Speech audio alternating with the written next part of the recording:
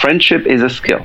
This is what people don't realize, is that just because some people just learn it by default and learn it without doing any effort, it doesn't mean that you can't do it yourself. And not only can you catch up to people who have been social all their lives, but you can also go beyond that and make friends with people you've never dreamed of meeting or making friends with.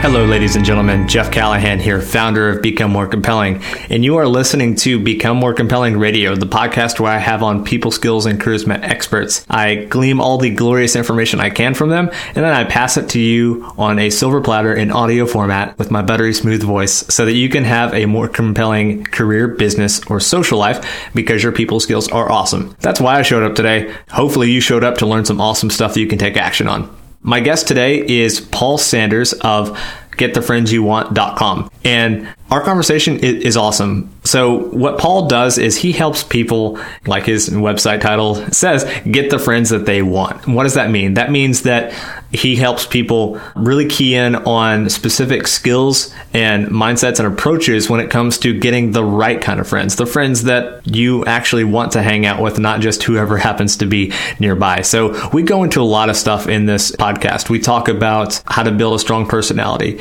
We talk about specific skills you need as you're trying to build your friend circle. We even get into a little bit of science, which I'm always up for. So I really like this conversation. I think that you're going to enjoy it a lot. And Paul actually has a awesome free gift for Become More Compelling readers. If you go to GetTheFriendsYouWant.com and you'll enter your email, and you'll get some awesome tips on how to build an awesome social circle. And more importantly, you'll receive information on kind of the not to do list. So the things that you need to stop doing that might be hurting your chances of having really profound, long lasting, amazing friendships. So definitely check that out. We're going to hop into the conversation with Paul momentarily. But first I wanted to say, if you haven't signed up to receive email from me yet, please do. Go to becomemorecompelling.com/go. G-O.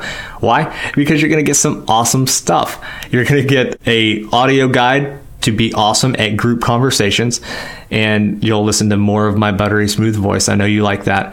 You'll also get podcasts like you're listening to right now. You're going to get Q&A videos, articles, and much, much more. So definitely go to becomemorecompelling.com/go. All right. So without further ado, let's hop into our conversation with Paul. Hey, Paul, it is fantastic to have you on Become More Compelling Radio. I'm so excited to have this conversation. What's up, man? Hey, Jeff. I'm excited too, and thank you for having me. I love your podcast. Not a lot of episodes, but it's very, very good quality, condensed in a few episodes that are very good. I love the guests, so I'm very excited to be here. Awesome. So just curious, where are you calling from right now? What country are you calling from? France. I'm in France, but I'm flying to Morocco tomorrow, so I'm excited for my vacation. So you're a globetrotter, making friends in new cities. It's like you're the Jason Bourne of friendship, which I love. I love so much. Yeah, thanks for the metaphor. I don't know if it's accurate, but I take it, In my mind, it's super accurate. So cool. We're going to talk about so much awesome stuff today. And, to start off, I just want to give my listeners a little bit of context around who you are. Like, what was your journey like? Where did you start from? And kind of what led you to help people find the friends that they want? Okay, so like a lot of coaches, I've struggled with the things that my clients struggle with today. So many years ago, I was struggling with shyness, being an introvert. I was an introvert before it was cool and accepted by society, So if you were a quiet person or someone who just likes to think and be by themselves some of the time, so that was considered very weird and not very understood. So that was a very, very different world back then. So that made me more frustrated than I should have been, but that's okay, Add to that the fact that I was changing schools quite a bit and not really developing those friendships that last a few years. So take all that and add to them some struggles with confidence and all that. It wasn't a good combination for me to just meet great people. I've had friends left and right, like everybody else, but not enough, so I didn't have control on who I wanted to be with, like, what kind of social circles I wanted to have access to. I was very, like, a little bit desperate because I didn't feel like I have control of my social life. And that just, forced me at some point to say, you know what, I know not only I want to be, like, successful in general in terms of business and career, but I also want to have, like, a very good network of people, like, for professional reasons, but also for personal reasons. I want to meet, like, people that I can, like, be inspired by, and people who I really enjoy, like, spending time with, so that was great. I just started to learn from the internet, of course, but most of the stuff I found was, very general, very, like, given you a global picture of what you should do, like a holistic, almost philosophical how-to books, like How to Win Friends and Influence People. And I started there, and that book is a classic. It still is. But it didn't give me any steps that I could follow precisely to have the friends I wanted. Yeah. So I started. Go ahead. Oh, I just want to call out, like, I really can identify with that, because for myself growing up, it was a very similar story in that, I always felt so shy and reserved. And for me, and I actually have not shared this publicly, I was diagnosed as, I guess, ADD back then. So I think it's ADHD now, and they're just different versions. But the medication they put me on actually, like, kind of turned me into a zombie. Like it zonked out like my appetite. It made me hyper focused on school, which I guess is good. But there wasn't a lot of room for, like, that extra stuff, that provides a lot of richness in life, which is just connecting with people, forming a lot of friendships, and really being accepted into groups. So I can really identify with that. Mm-hmm. Yeah, and you know what? I'm not a fan of medicating yourself out of anxiety, because I had anxiety back then. I wasn't anxious when I met people, especially if they were, like, in a position of authority, or if they were just much wealthier or something like that. I was always, like, impressed and had a lot of anxiety, but it faded away after, like, trial and error and all that.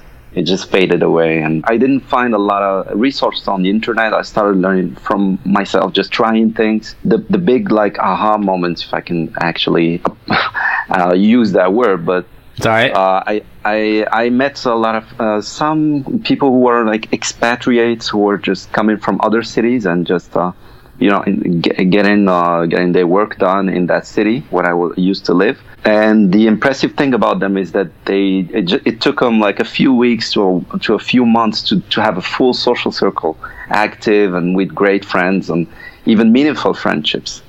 So I started learning from them. That was my my turning point. That's when I started just emulating them to have the same results that they had.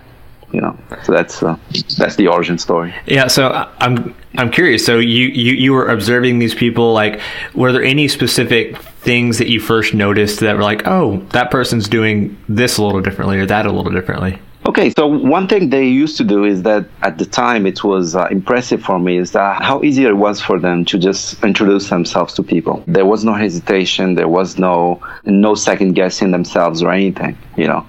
So that was interesting, and later on I figured out that the context was appropriate for that. They never did it in public, in a place like a restaurant to strangers.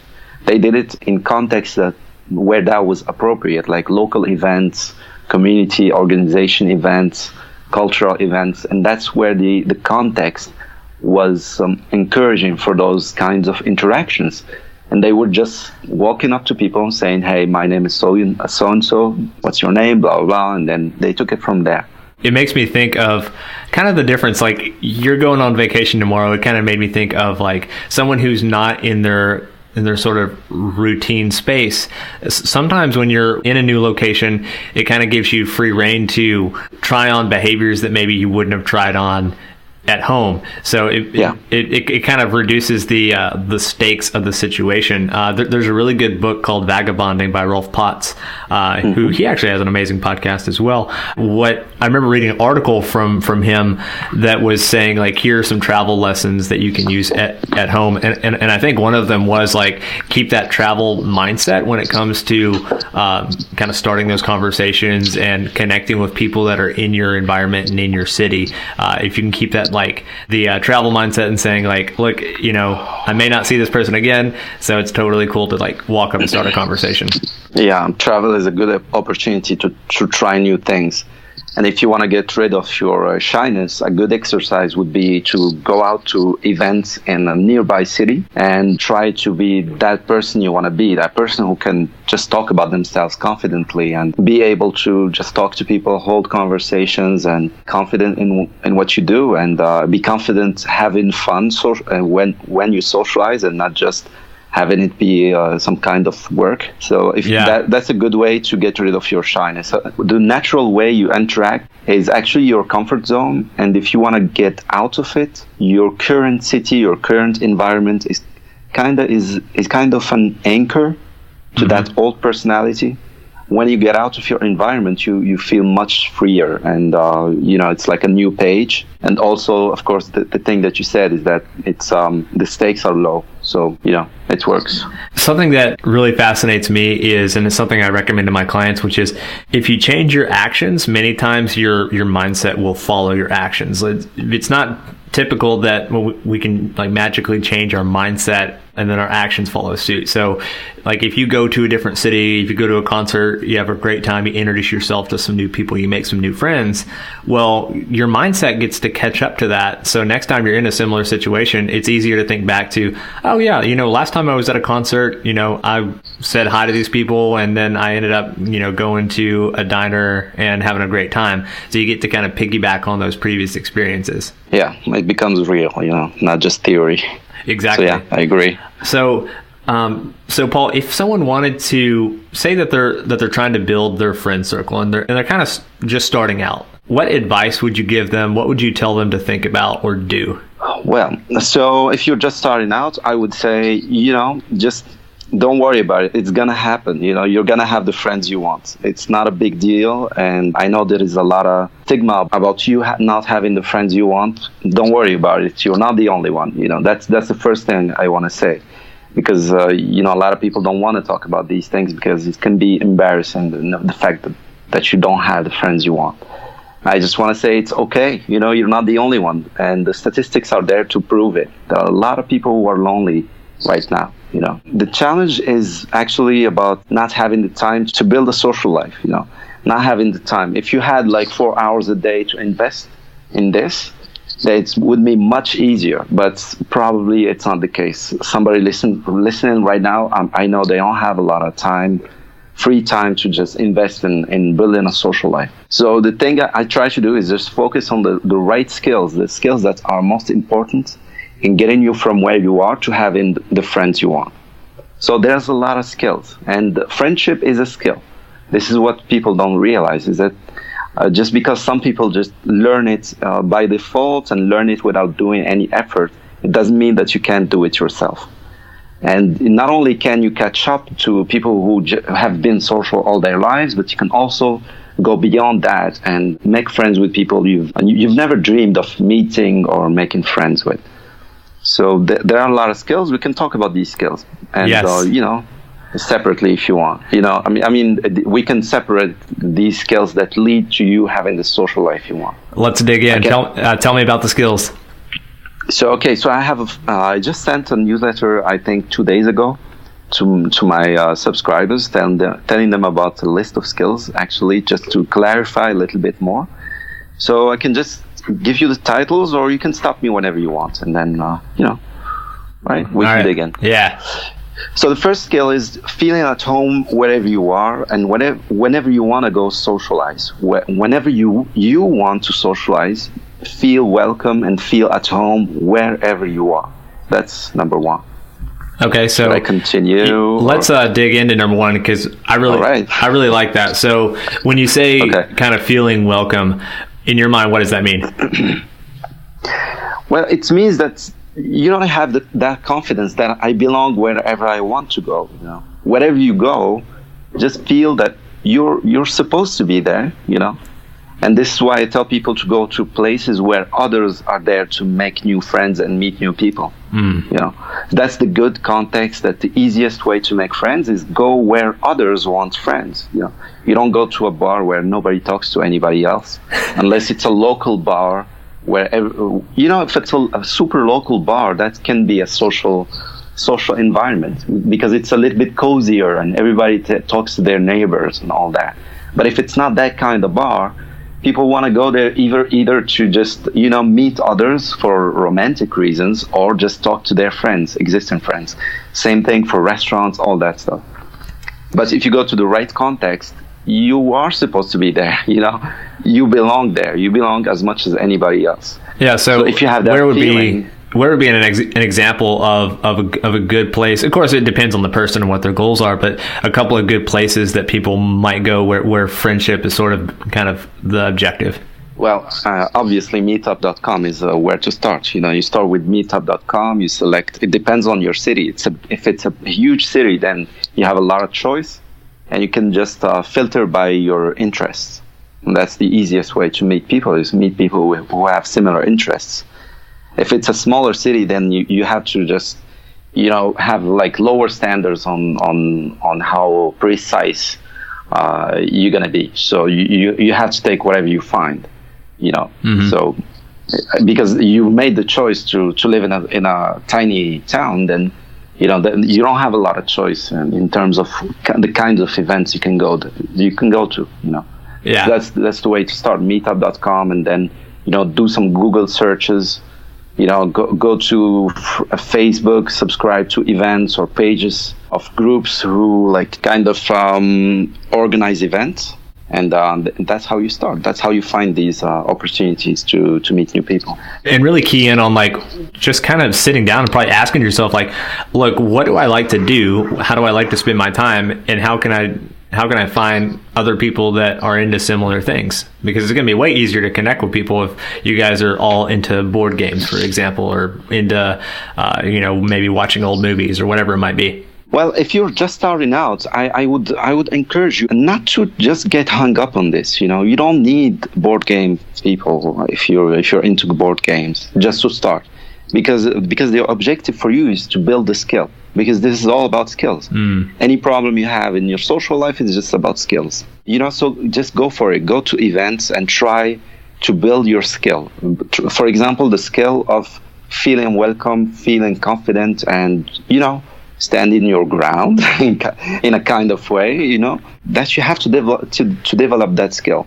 And it doesn't matter if you go there and people are not exactly what you're looking for. It's okay, you know. Yeah.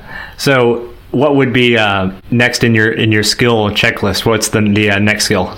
Stop social hesitation that hold you back and access the freedom to socialize whenever you want. So that's all about, you know, overcoming hesitation, social anxiety, and shyness. And as we said before, a good exercise would be to go outside of your city and try to behave like the person you want to be. That's a good, like, it's like a boot camp for yourself, you know. You do it for one day or do it once a month and just try to behave like that other person you want to be. Yeah, so you know, would you recommend, it might be helpful for people listening, like maybe they get a sort of a picture in their mind of the person that they would like to be like. Maybe it's an actor, maybe it's a movie star, for example, and they just say like, what would it be like for me? That might be Ryan Reynolds, because he's an attractive man. I'm going to say that publicly, and he's Deadpool, and he's also humorous. So having a good mix of all those qualities is really good, and he's also just really down to earth. So having sort of an archetype, so that when you're going out and practicing, you can sort of say like, okay, if I was just going to act like Jeff's version of Ryan Reynolds, here's what he would do in this situation. Would you say that might be a good place to start? I don't know, really. I'm not gonna say, you know, because I'm just fearful that people would say, you know, for example, what would Brad Pitt do? You know, that's so much different than your life. It's so big. You know, he'd probably buy like 7 cars. I don't know. He probably has like Brad Pitt money. You know, And his confidence is like 100% confident and things like that. Maybe that goal is so far away. It could be like create some anxiety. And the reason why I focus on action and skills and things that are very down to earth is just to convince people that you are ready. You are ready to access the social you want, the social life you want. You just need to do this and this and that. Yeah. You don't need to become somebody else who is 50 times more confident. If you want to do that, let's do that later. But right now, that's not necessary. People who are not confident still have friends, all right? People who are very regular, they do have friends, all right? So if you want to learn super confidence, that's not what we're talking about here. And you don't need it just to make friends. And right? you may not need that super confidence. And if you aspire to have that like amazing level of confidence, well, guess what? You got to start somewhere. Like you got to start at square one before you get to square 10. Exactly. And the current version of who you are is good enough. Let's work from there. You just need a little bit more, right? A little bit more on your skills. Focus on the best, most important skills. Work them and go from there. You're gonna have friends. You don't need to be like super you. You just need to be you with a couple more skills. That's it. All right. Speaking of skills, what's the next skill on the list? Starting conversations whenever you want, and even get others to come up and talk to you. That's number 3. And so, how would someone go about starting conversations? So, as we said, you're gonna go to the right context. So, the best way to start conversations is, first of all, hi, my name is so and so. Introduce yourself. And after that, you talk about the environment where you are, all right? So if it's about, give me a hobby, for example. What's a hobby? Let's say maybe it's motorcycles. Like you're part of a motorcycle club. Yeah, that's great. Okay. Actually, people who have motorcycles don't have any problems making friends, probably. Because they're all up on their motorcycles, and they're like, hey, what kind of bike do you have? I know nothing about motorcycles personally. Yeah. Anyway, so starting conversations is, hi, blah, blah, blah, my name is so-and-so. Maybe if this is your first time, say, is this your first time here, blah, blah. Have you been motorcycling all your life or not? And you talk about the environment, Yeah. If there is like a guest star that's coming, you say, hey, did you know about this person? Have you had any information about them? Like, did you know about this person before this event or not? You talk about just whatever is around you. If there are motorcycles, you can just comment on them. I saw something impressive there. Did you see it? Wow, that's crazy. I think it has X and Y, Z feature or not, whatever. You talk about the environment. And the reason you do that is that's what creates a conversation and gets it from really no conversation to a conversation that you can hold and keep. That's how you start conversations. I like that because it's just super natural in the context of where you both are. I almost look at it as sort of concentric circles. Like the smallest circle closest to the center is just where you guys are. It's just the most natural place to start. And then as you go out, you might have like, okay, well, what does this person do for work? And then the next circle out might be, well, what does this person do in their free time? So just having that context of where you guys actually physically are is a great place to start because it's your shared environment. So it's going to be very easy to start conversations. So what if someone wanted to give off that approachable vibe so that people start conversations with them? What would you advise them to do there? So that's more like an attitude thing, more an attitude than any kind of action. But it has to do with body language. You have to have an open body language. You have to have a face that is friendly, and most of it is whenever someone looks at you, you smile. You don't smile beforehand. You don't smile all the time. But when they look at you, you smile like, oh, hey, like as if you knew them, like not necessarily 100% you know them, but oh yeah, this person is friendly. We might talk together to each other or something. And that just opens up people. Like if you want to train it or if you want to just practice it, pretend that smile on your face was brought by their face. The fact that you see them made you smile and not something like was prepared or anything. Yeah. So you do that with a couple people, and if they're hesitating in terms of who to talk to, they're probably going to talk to you because they're just going to assume unconsciously that you're the friendliest person. And of course, this is if they were passing around, not necessarily standing close to you, but if they're standing close to you, that makes things even easier. So, for example, someone who's talking to two other people close to you, and you're talking to somebody else. If you're smiling whenever somebody looks at you, let's pretend that those two other people just go away. That person might just, stand there and being in a mood that they're welcome, that this place is friendly because they're just going to feel friendly around you. Yeah. So, and what I really like is when you look at just the skills that we talked about so far, you're giving off that approachable vibe. You're smiling at people. When you stack that on kind of that zero hesitation mindset, when you're able to start those conversations, and you're able to talk about the context of the situation, and you've actually, as you've arrived there, you've thought okay, I'm here. People, you're expecting good things to happen because you're trying to make yourself feel welcome first. When you're stacking all those skills on top of each other, it's almost like a skill stack that you're going to have a good time. That's a recipe for getting out of your own head and really, if you're able to apply that, you can have an amazing time at a conference. You can have an amazing time at a networking event. It could be like your cousin's birthday party. It doesn't matter, because if you're going through these steps, it's just a very easy way to make yourself feel comfortable first, so that you can really be present in conversations and really focus on the other person when you're actually in those conversations. I love it.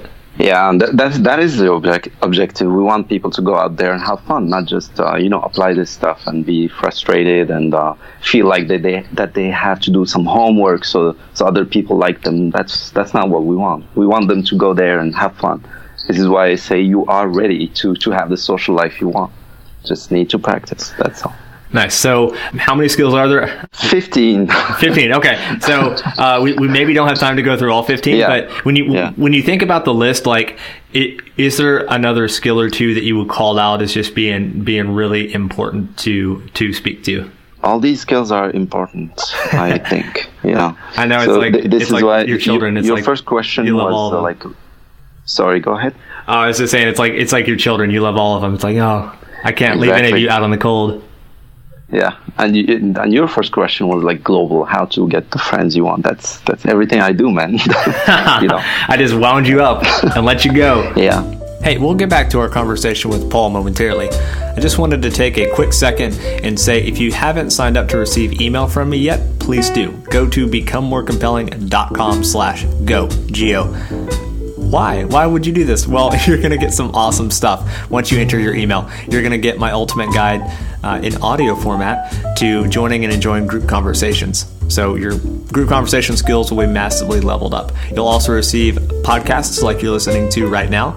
You'll receive Q&A videos, articles, and much, much more. So go to becomemorecompelling.com/go, enter your email, confirm it. You're smart. You know how to do that. And then you'll get awesome stuff delivered to your inbox right away. All right, back to our conversation with Paul.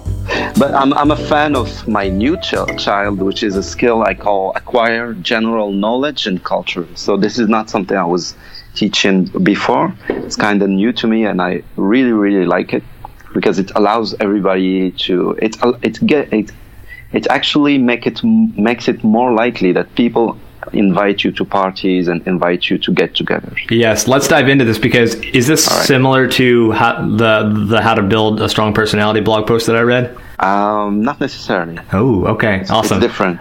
All right. So this is about general knowledge and culture, and this is about expanding your horizons. The typical person listening to this, they probably have some skills. They probably specialize in those skills, and they know a lot about some stuff, But the rest, I don't know. If they have a general knowledge, almost superficial knowledge of a lot of things, which is probably the case for a podcast listener, Mm-hmm. But if you have that, a lot of knowledge about a lot of stuff and a lot of culture. What I mean by a lot is just a variety of stuff, and not confined into a few subjects. It's great if you're specialized in a few subjects, and that's probably very good. But if you can talk about a variety of things, it makes pretty much anybody feel great around you. They feel that they can relate to you, and you can understand where they're coming from. So let's say somebody comes from Bangladesh, and you don't know anything about Bangladesh. That's okay. But if you are open-minded enough and curious about the world, any part of the world, any kind of culture, religion, history, politics, whatever, you kind of want to have a global picture of whatever you find, and that prepares you. That curiosity will propel you to ask the right questions to that person, and you're going to be curious about their culture, where they're coming from, what their perspective is, etc., etc. And that will make that person feel very, very, very good, that they've had a great evening or great afternoon talking to someone who was interesting, even if they've made the most of the conversation and they talked much more than you. That still is a great time for them, and they're gonna remember you, and they're just gonna assume that you're that kind of person I can bring around anybody. So I almost think about it in terms of like being flexible with your knowledge and really flexible when it comes to learning about new things. And I think it's really important, because I think part of being a compelling person, kind of plug for my own brand name, which is like, just if you're immersing yourself in, maybe it's different hobbies or different podcasts that you listen to, different pieces of information that you consume, you get a really nice perspective when it comes to a lot of different things. So when you're out in the world and you're meeting someone and they just happen to mention offhandedly like, oh yeah, I'm taking swing dancing lessons, then I can say like, oh yeah, well, my wife and I actually took a year of swing dancing lessons, and now we can go to like any wedding and just tear up the dance floor, and it's awesome. Like being able to have. And yeah, it is kind of awesome, by the way. So if anyone is interested in swing dancing lessons, like, oh my God. And I don't know my left from my right very well. So our teacher was like, okay, let me teach you like the dyslexic way to do it. And I'm like, okay, good. And it's really cool we have so much access to a lot of different types of information. There are so many podcasts on everything from like technology to like economics, history. I love hardcore history with Dan Carlin. That's one of my favorites. So you can soak up so much different pieces of knowledge, so that when you're in almost any situation, like you'll have something unique to add to the situation. It doesn't mean that you have to know everything about what's currently being talked about, because like if I meet someone from, say it's a country I don't know much about, then I can just put on my curiosity hat and ask them questions about that country and say like, you know what, I actually would like to learn a little bit more about it. So what's your favorite thing about living in France, for example, or however you would approach the situation? So for example, for swing dance, I would ask like the music, the dance like looks great, So I've never I try to do it on the dance floor, but I embarrass myself, of course. But that's okay. I would ask which kind of what era, what decade it was invented, and where in the US, and blah blah blah. Those kinds of things, because it will add to my big picture of knowledge, the big picture, even if it's not very like dense, but it's interesting. I would say, for example, okay, Motown, I think North, a lot of things like that, the jazz in the South, in some places, you would know a few things about a few places, either in the present or in the past, and of course history. All that stuff is interesting. And the reason why I really love this is that people who have a few specializations and they are specialized in some kind of knowledge, they have the reputation of being that kind of person, quote unquote, that kind of person. So if somebody has a party with a few people who are very different from you, they would hesitate. Would you like just get along with them or not? Blah, blah, blah. They would have that hesitation. But if you have that reputation of someone who can talk even lightly about any kind of subject, then they would never hesitate. They would say, oh, of course they're going to get along with anybody, There is no hesitation, and that's why you would have much more chances of being invited in places and meeting more people. And it just made me think of, like, if you have that kind of wide, if you're at least adaptable, then maybe a little bit about a lot of different topics.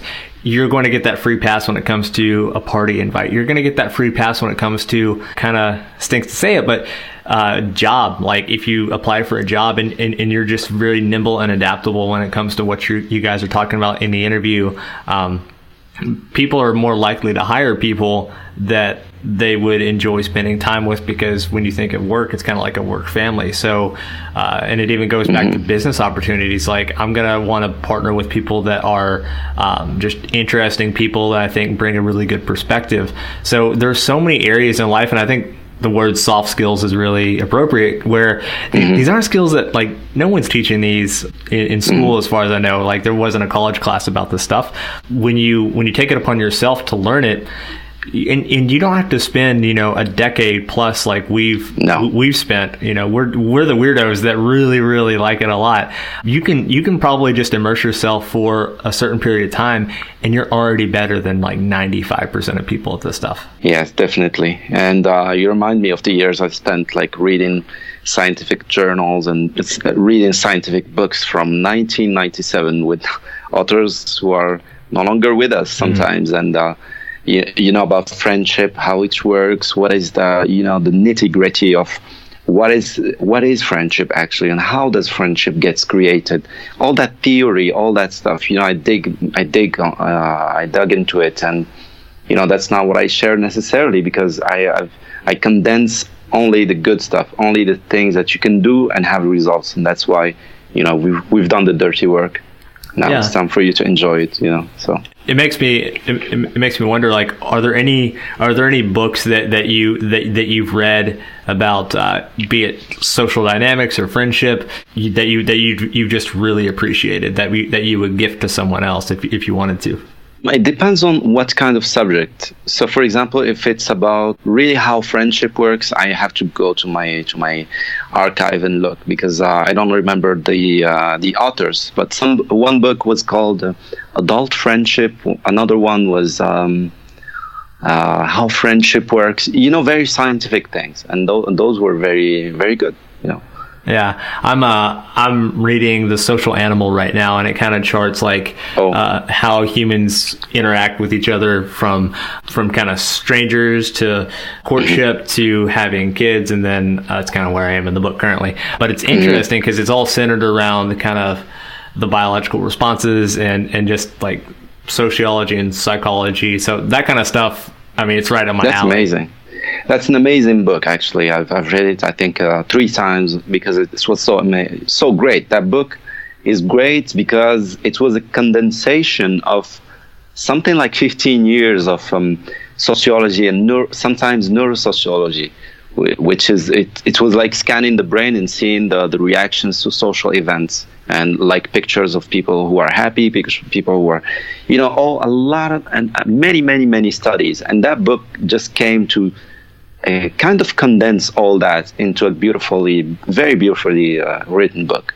So Social Animal, I would definitely recommend that. And another one, if you don't mind, I just want to give at least one book recommendation. Please do. That would be Never Eat Alone by Keith Ferrazzi. Mm-hmm. Yeah. And that's a great, you've read it probably, no? Yeah, it's been quite a few years, but very, very good book.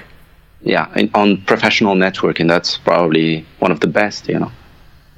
Yeah, and the thing I like about The Social Animal in particular is like sometimes books that kind of go deep into the science, they can just read pretty dry. It's just kind of what happens. But The Social Animal, it's amazing because they really map it out with sort of these fictional kind of representations of these people. So they might name them, name them names and walk us through their lives. And it's just, it takes a special kind of book to be able to marry the science and marry just like a narrative and a story, because it really makes for quick reading and engaged reading, which is awesome. Mm-hmm. Yeah, that's a great product, because as you said, it's not very dry. Just ease yourself into knowing all that stuff into a great book. So I'm curious here. We've got our person, they're working on their skills, they're working on having a wide breadth of knowledge. What would you say are the one or two really crucial points when it comes to friendship? Like the last podcast guest I had on, Rob Riker from The Social Winner, he talked about the importance of like swapping contact information and planning like a next meetup. Are there any moments like that are really important in terms of just like going from kind of like strong acquaintances where you're enjoying spending time with this person to kind of segueing into like meeting up again or becoming friends? Okay, so we're talking about people you already know, not entirely new people, right?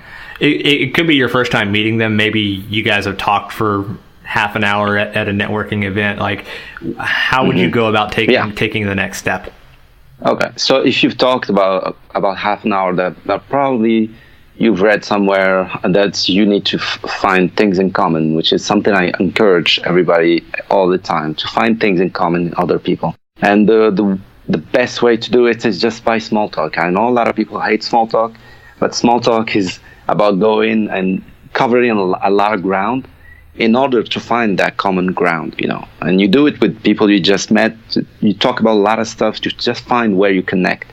Once you do that, you have things in common, and it's way easier to either like dig deep in those subjects or not, maybe talk about other stuff. But at least you have that, and that's a good reason to keep talking, keep interacting. Once you do that, once you have found the things in common, that's great. The next step, if you really want to meet them at the next time, if that's what you want to do, then try and find what I call hook points. And hook points are just like anchors in the future of things you can do around those things in common.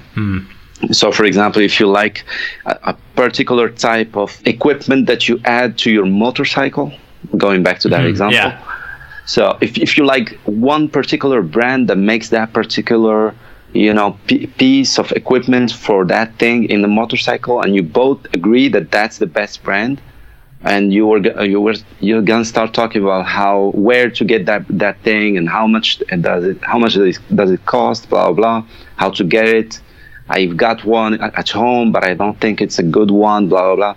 But you can say, maybe next time I'll show you that thing, and you can tell me what you think, because I don't know if it's gonna work with my particular motorcycle or something like that. So it's like an idea of maybe later we can meet around that thing we talked about. So another example would be like a type of industry that you do, and you connect around some particular type of business or type of occupation in a business. For example, marketing would be something, or some particular type of marketing, and you would say, yeah, we should talk about this. I think it's very interesting. I would love to talk to you about it, so maybe another time or something, And it's just an idea. And when you do that, you need to notice their reaction, Their reaction might be either enthusiasm or reservation. And reservation could be for many reasons, like, maybe it's maybe they have something, maybe they're gonna leave, maybe they're having a lot of travel to do, and they know they're not gonna be available. Or it's going to be just enthusiasm. If it's enthusiasm, then it's great. You can just say, you know what, just give me your contact info, or let me add your number, or do you have Facebook, whatever. You can do whatever you want. So depending on the context, of course. If it's a business context, then do you have a card? The regular stuff. If it's more personal, you can ask for Facebook, whatever. Yeah, and I think it's really key. Like when you do get that good reaction, because you've been listening, you're really keying in on what things in common you guys have. Then you can say like, okay, great, let's swap contact information, and I'll let you know next time I do whatever. Because it's just super natural. Like there's no awkwardness. You're not trying to shoehorn anything into a situation where it doesn't fit. It's just very much like, oh yeah, of course. Well, why wouldn't we do that? Exactly. This is why you can. This is why I emphasize on finding things in common, because if you do the right things, you're gonna get the results. You're gonna have the friends you want. You're gonna have that contact information.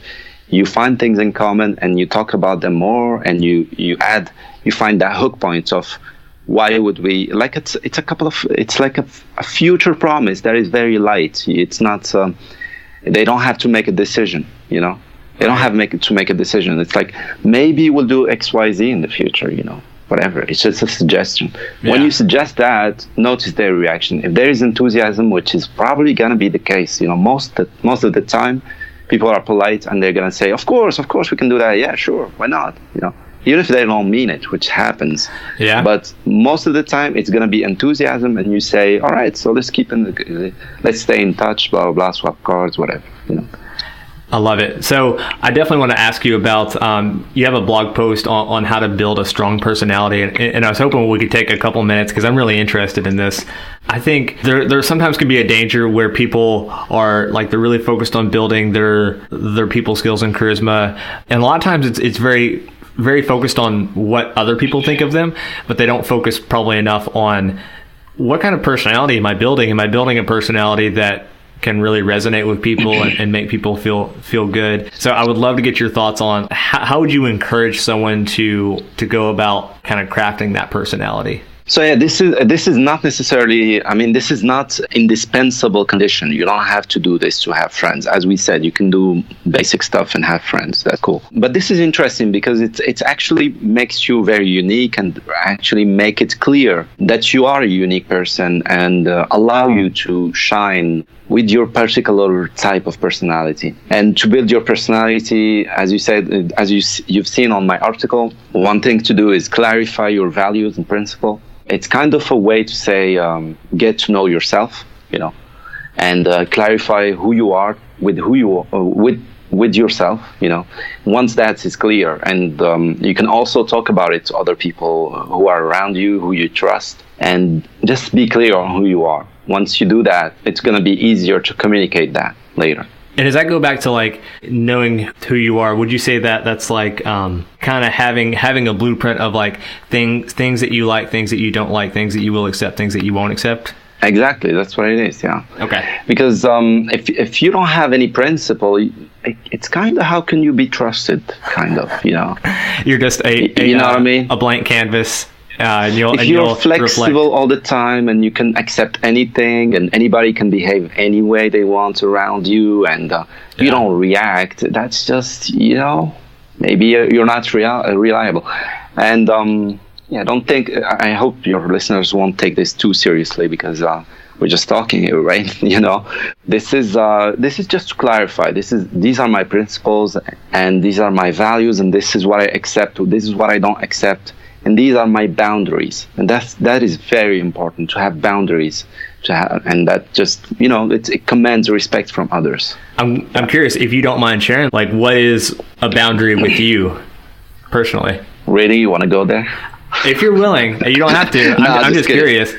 Maybe that was a boundary just now. No, not at all. That's not a boundary. I was just kidding. Let's see. I don't know, man. It's been a while. I'll tell you one of mine if it might you know, give you a moment to think. It's just like a small thing with me. I really value just kind of following through on your word. So like, for example, if you say a really good example is like if you say you're going to hop on a call with me at this time, like I expect you to follow through and hop on that call, or communicate with me and just say like, oh, hey, my cat got sick or whatever it is, and tell me beforehand. But if you like no call, no show, like, I mean, yeah, that's great. It's real tough for me to, maybe I'm wrong, maybe I'm not, but I expect people to follow through because I would always follow through. So it's really hard for me to forgive that. Maybe I need to be more flexible, but that's just one thing from my life. Yeah, that's very, very, very important, you know, doing what you said you're going to do, you know. And I think the reason that I don't remember very well is that it's been a while I haven't been disappointed by friends. It's kind of my social circles kind of filter people who are going to, you know, do things that are not acceptable. Probably can give you an example. For example, this is big. For example, somebody who's going to just, and this happens with some single guys that can just, you know, hit on any women in the group and overdo it. You know, sometimes you welcome them into a group of friends. There are women there, and they think they can do whatever they want. Like they can hit on anybody like haphazardly, and that's just not why we have friends. That's not good. You gotta be careful what you're doing. It's not a no. People meet. I've some people met some people even got married because they were part of our friend group. That's okay. Yeah, I think but you gotta be careful. Both people have to be receptive to it. So, like, for example, if she's not receptive to it and like he's coming on strong, it's like, come on, man, like that's not okay. Yeah, and I've had, I think it was something like 4 years ago, like a guy who just came to the group and tried to date, I don't know, 4 different women. They were single, I get it, but this is not a nightclub where you can just go and hit on everybody. That's just not cool. He went to 4 different women in the same friend group. Am I hearing you correctly? Yeah, not the same night, but one after the other. Right. And I'm okay with dating whoever you want, but come on, man. Yeah, that's created a weird vibe, and we had to.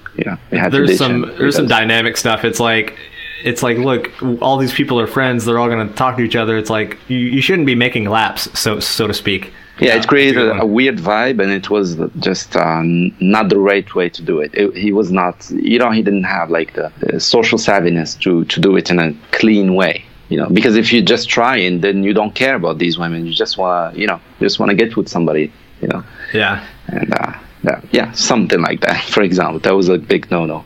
Yeah. So I think the bigger point is for people listening, for sure. Like if you have things that you are flexible on, great. Please be flexible on them. But if you have things that are just like, look, that's the line in the sand. Like it's okay to have those boundaries, because I think that's a big part of cultivating your friendship circle. I almost think of like a shrub or a bush that you're trimming in your front yard. If you make it shaped like a flamingo, like you've got to trim it so that it looks like a flamingo. So you've got to set boundaries. That's indeed. Cool. Okay. So let's see. Oh, a question I ask every podcast guest, and I would love to get your answer to, is if you could send a text message to everyone, like say everyone who is seeking friends, what would that text message say? What advice would you give? In what language? Because the word is big, man. Let's do one in English and one in French. Yeah, I'd say people out there want to be friends with you. Please go meet them. I like that, because it's true. Like I've done some researching into the spotlight effect, and what's interesting is we always assume people are viewing us and judging us more than they actually are. And they actually did a study where people were wearing Barry Manilow t-shirts, and this is back in I think the 90s, and they assumed that the other parties would notice their Barry Manilow t-shirt like 50 or 60% of the time, when in reality it was closer to 20 to 30% of the time. So they basically doubled others' perception of noticing a shirt that they had on. So when you couple that with the negativity bias, and if we don't get a lot of information, we might assume that there might be a negative. Say they have a neutral expression on their face. Well, we might interpret that as like, oh, they hate us. When you couple those two things, it becomes really difficult to look for the positive and assume like, look, people want to be friends with me. They're receptive as long as I'm doing the things that I want to do and the skills that Paul has taught me. Of course, it's going to work out, given I talk to the people that are right for me. Yeah, I just want to add to that you have no idea how people are how much self-absorbed people are. If you think they're focusing on you, on what your shortcomings are, you're just wrong, man. It's just not true. They're very self-absorbed. They're not all of them, of course. If you become friends with them, they're gonna care about you. But people are very, very self-absorbed in their own world. And even if you make a mistake, they're gonna forget it because they're always like focusing on themselves. Don't worry about it. People don't care, and that's good news. They're too worried if you're judging them to care about if they're judging you. So do you have a text message you would send in a different language? I would send the same in French. And what does that sound like in French? It would sound like this. Il y a beaucoup de gens qui veulent être amis avec toi. Va leur parler, s'il te plaît.